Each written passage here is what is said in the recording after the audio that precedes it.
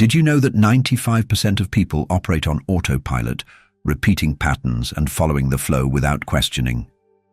As Seneca said, we are more often frightened than hurt, and we suffer more in imagination than in reality. If you feel that there is something more waiting for you beyond autopilot, like this video and subscribe. What we are going to discover together can rekindle your mind. There was a man, Earl Nightingale, whose voice echoed through American radios for decades. Not only selling products, but selling a radical idea, we become that which we think about most of the time.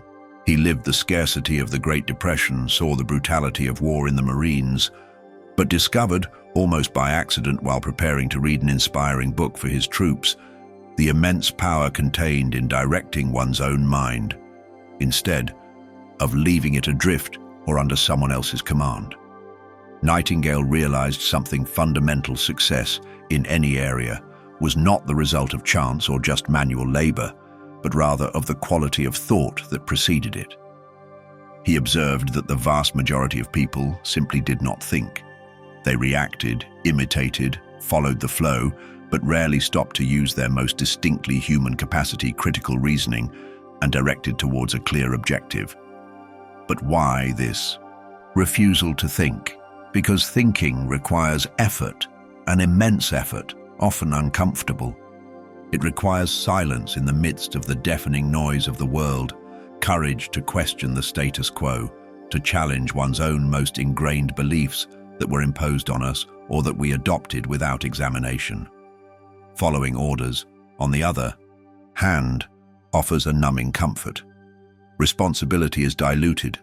Guilt can be outsourced. The path is already traced, even if it leads to a destination unwanted by us. It is the illusion of security in exchange for the abdication of one's own mental sovereignty. It is easier to accept the ready-made narrative, the packaged solution, the consensus of the majority, than to face the loneliness and uncertainty inherent in authentic thinking.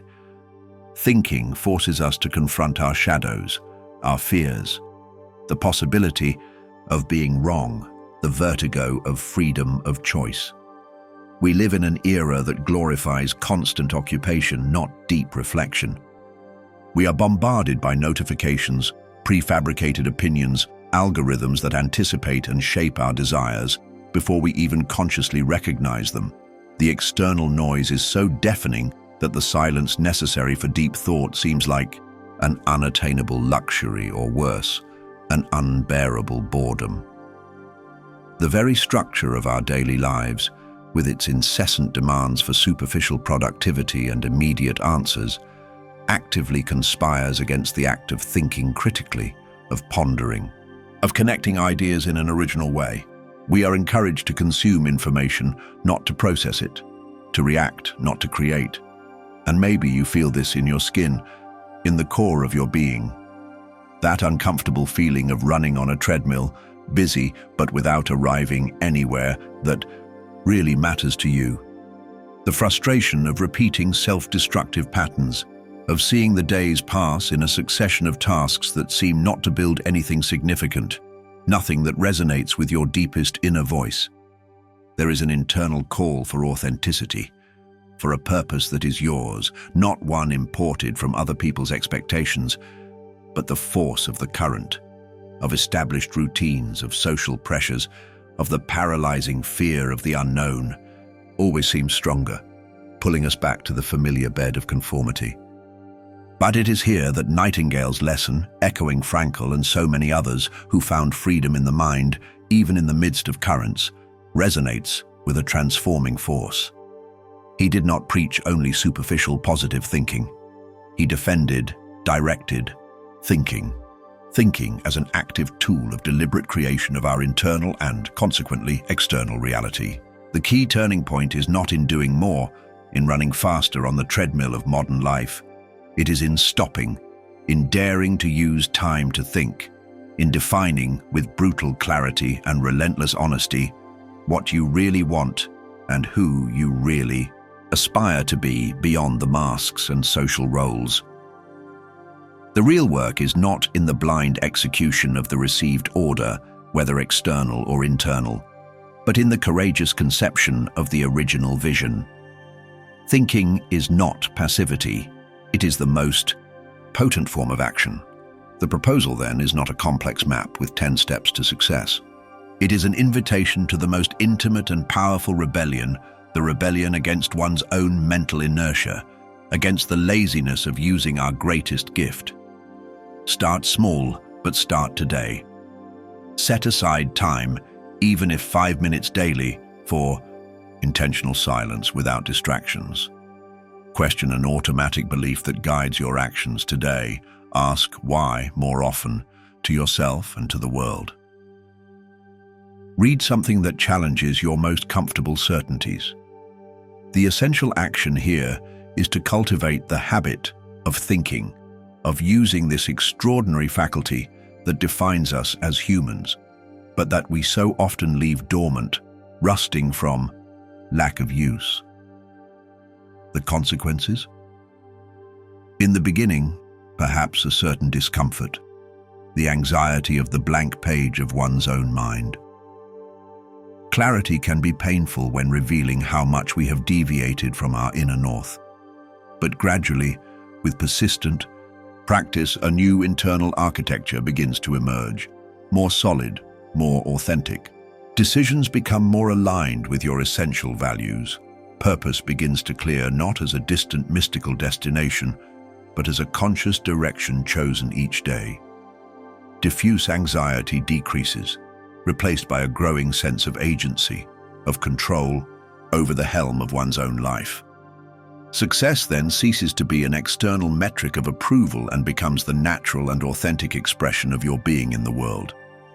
It is the freedom conquered, not by challenging external orders reactively, but by taking internal command, by the courage to think for oneself. The final question that hangs in the air is not whether you are capable of thinking. You were born with this capacity. The true question is, are you willing to pay the price of mental effort for the invaluable prize of autonomy and of a life with meaning built by you? What will you choose to feed today, the numbing comfort of obedience or the vibrant courage of thinking for yourself? If this deep reflection resonated with your search for a more conscious and authentic life, share your insights and challenges in the comments below. We want to build a community that values the depth of thought instead of the superficiality of noise. And of course, if you haven't already, subscribe to the channel so we can continue this journey together, exploring the tools of the mind and soul to build a fuller existence. Until the next dive. Imagine the human mind as a vast and fertile garden. Thoughts are seeds. Following orders without questioning is like planting only what they tell you to. The same flowers as always, in the same place as always, without exploring the myriad of latent possibilities in the soil of your consciousness. Earl Nightingale, with his singular wisdom, understood that cultivating a vibrant and unique mental garden requires intention, requires the courage to choose which seeds to plant, to nourish the soil with reflection, and to prune the weeds of limiting thoughts. He saw, in his personal journey and in the attentive observation of life, that the great majority of people are content to leave their mental garden to chance, allowing weeds of other people's thoughts, of imposed beliefs, and of paralyzing fears to dominate the landscape.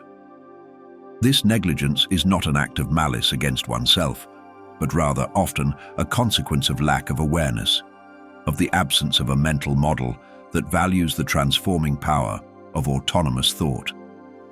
Think of Viktor Frankl, the psychiatrist who survived the horrors of Nazi concentration camps.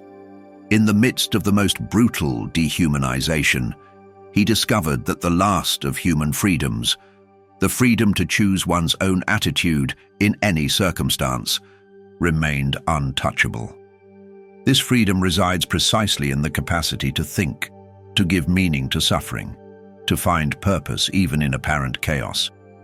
Frankl showed us that even when all external orders tell us that we should succumb, the internal order of our own conscience, nourished by critical thinking and the search for meaning, can guide us to survival and to transcendence. Modern neuroscience corroborates this ancestral wisdom. Our brain is plastic, malleable, constantly remodeled by our experiences and, crucially, by our thoughts. When we repeat patterns of passive thought, when we limit ourselves to following orders without questioning, we strengthen the neural pathways of conformity, of automatic reaction.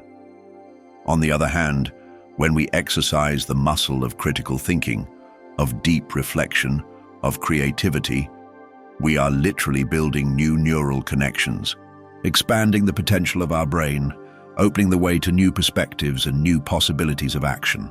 It is like blazing a new trail in the mental forest, at first with difficulty, but with each step, the path becomes clearer, easier to travel. The resistance to thinking, this apparent mental laziness, has deep roots in our psychology. From childhood, we are conditioned to value obedience, to follow rules, to seek external approval. School, family, society often reward conformity and penalize questioning. We develop an unconscious fear of standing out, of being judged, of failing if we take a path different from the pre-established one. Carl Jung, the renowned Swiss psychiatrist, called this process shadow, the part of ourselves that we repress, that we hide, for fear of disapproval. Thinking authentically, questioning internal and external orders, often leads us to confront this shadow, to recognize and integrate aspects of ourselves that have been neglected or rejected.